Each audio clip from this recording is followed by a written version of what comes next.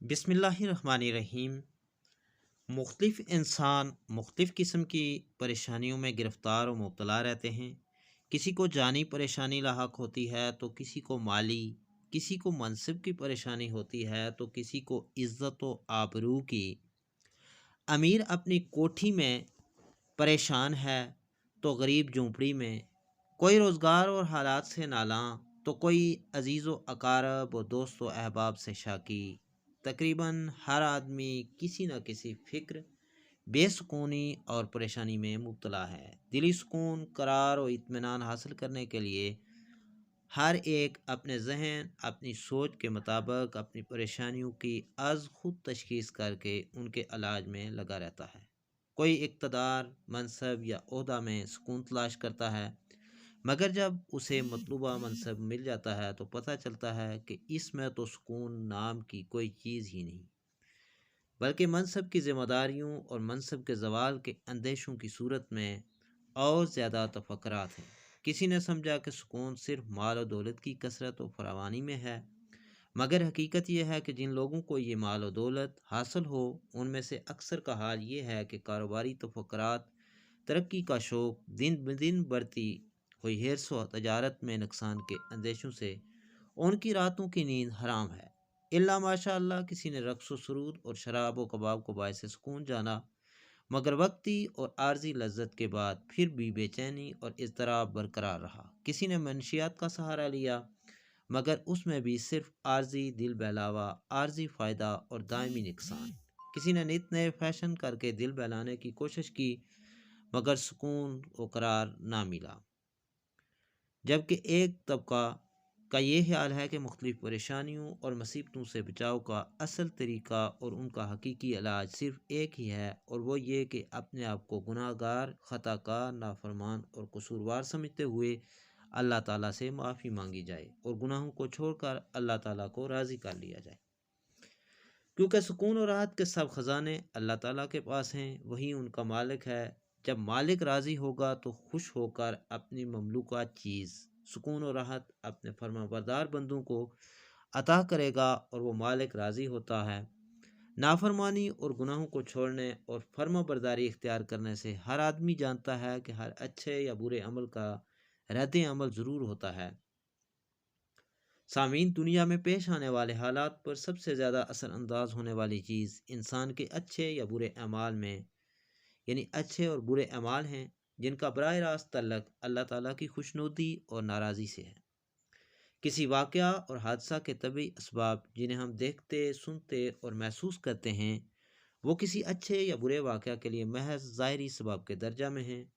سادہ لوگ حوادث و آفات کو صرف طبعی اور ظاہری اسباب سے جوڑتے ہیں اور پھر اسی اعتبار سے ان حوادث سے بچاؤ کی تدابیر کرتے ہیں۔ شرعی تعلیمات کی روشنی میں بحیثیت مسلمان ہمیں یہ اعتقاد رکھنا ضروری ہے کہ سب کچھ اللہ تعالیٰ کے حکم اور امر سے ہوتا ہے، جس کا عقل اور حواس خمسہ کے ذریعے ادراک کرنے سے ہم قاصر ہیں۔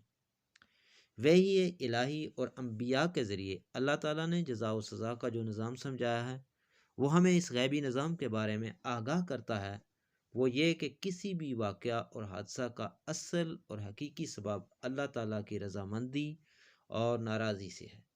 اللہ تعالیٰ نے حالات کو انسانی اعمال سے جوڑا اور وابستہ فرمایا ہے، چنانچہ انسان کے نیک و بد اعمال کی نوعیت کے اعتبار سے احوال مرتب ہوتے ہیں۔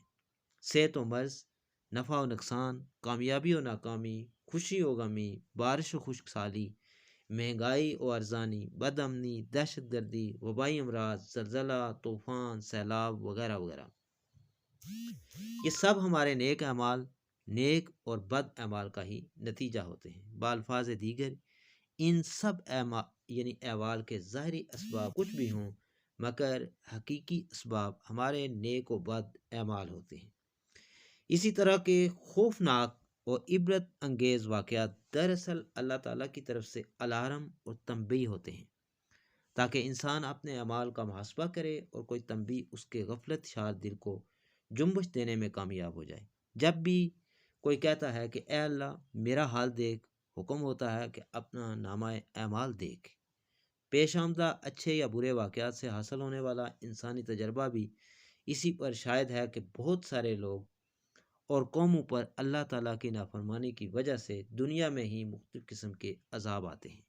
مثلاً کوئی مسخ کیا گیا، کوئی زمین میں دھسایا گیا، کوئی دریا میں غرق کیا گیا، کوئی طوفان کی نظر ہوا۔ ان تباہ شدہ اقوام کی بستیوں کے کھنڈرات آج بھی اس حقیقت پر دال ہیں کہ نافرمانی سبب عذاب و پریشانی ہے۔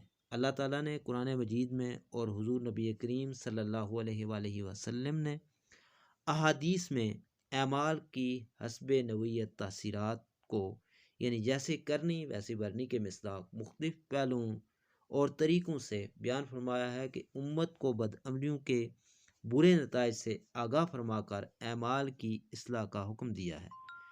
چنانچہ قرآن کریم کی ایسی آیت اور حضور کی سینکڑوں احادیث صراحتاً جن سے یہ ثابت ہے کہ جو کوئی نیک کام کرے گا، خواہ مرد ہو یا عورت، بشرطے کہ صاحب ایمان ہو، تو ہم اسے پاکیزہ زندگی دیں گے۔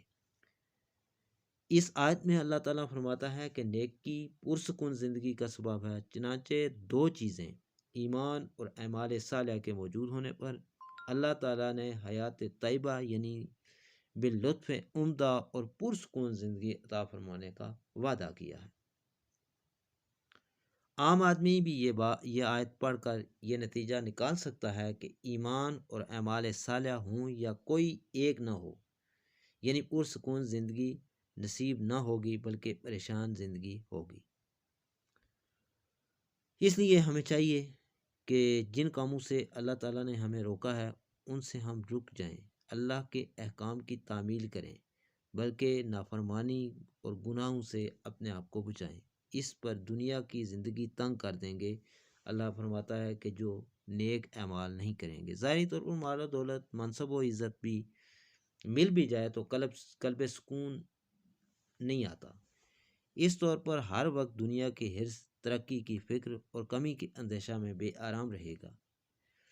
اس لیے کوشش کرنی چاہیے کہ انسان وہی اعمال کرے جو اللہ تعالیٰ کو پسند ہیں، نہ کہ وہ اعمال کہ جن کی وجہ سے ہماری زندگی میں، ہماری دنیا میں اور آخرت میں بدامنی، بے سکونی اور پریشانی اور مصیبت آ سکے۔ پریشانیاں اور مصیبتیں آنے کی وجہ یہی ہے کہ ہمارے اعمال اچھے نہیں ہوتے، یا اللہ تعالیٰ ہمیں کسی آزمائش میں، کسی امتحان میں ڈال کے ہمارا امتحان لینا چاہتا۔ دعا ہے کہ اللہ تعالیٰ تمام عالم اسلام کو، تمام مسلمانوں کو پوری دنیا میں جدھر جدھر میں مسلمان رہتے ہیں انہیں پریشانیوں سے نجات عطا فرمائے۔